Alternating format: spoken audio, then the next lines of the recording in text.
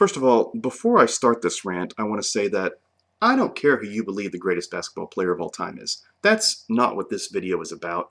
Whether it's Jordan, LeBron, Kareem, Russell, Wilt, Magic, I don't have a problem with it as long as your argument is valid and sound and you apply the same standard to all of those players on your all-time list. What I want to talk about in this video is the absolute worst argument against LeBron. 6 finals losses. I know LeBron haters love using this argument, but what's even worse is when people who aren't haters actually fall for it. When someone brings up LeBron's 6 finals losses, this is always the first question I respond with. Would LeBron's legacy be better if he was 4-0 in the finals instead of 4-6?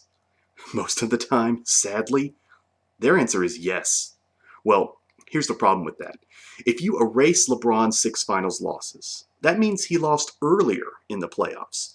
And with that, you don't just wipe out the 6 finals losses in his career. You eliminate a whole lot more, creating a whole new world of potential problems when it comes to LeBron's legacy. For example, could you imagine how poorly LeBron would have had to play if the Cavs lost to the Hawks in 2015? The Cavs swept the Hawks that season, and LeBron didn't even break a sweat.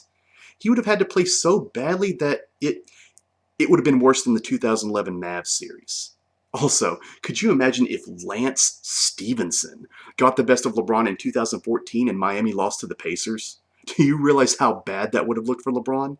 There's no way he completely chokes against the Pacers and the Hawks, and his critics say, well, at least he didn't lose in the finals. Are you kidding me? And here's something else. You'd also have to erase what he did against the Pistons. One of his career-defining moments in the playoffs was scoring 29 of the Cavs' last 30 points in that double overtime victory against the Pistons in 2007. That's gone. His amazing playoff run in 2018 with all those 40-plus points games against the Celtics, that's gone. And don't even get me started on what losing these games would do to his playoff averages. For his career, LeBron averages 29, 9, and 7 in the playoffs.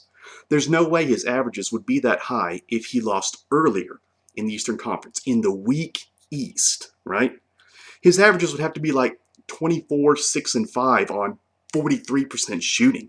Now, in the regular season, if LeBron averages 27, 7, and 7, well, he does.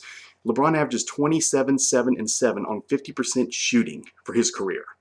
Do you really think that his critics would compare 27, 7, and 7 in the regular season to 24, 6, and 5 in the playoffs and not completely destroy him?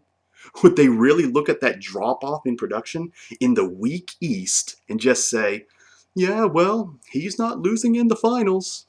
It's ridiculous to even consider. He would get absolutely pummeled by the media.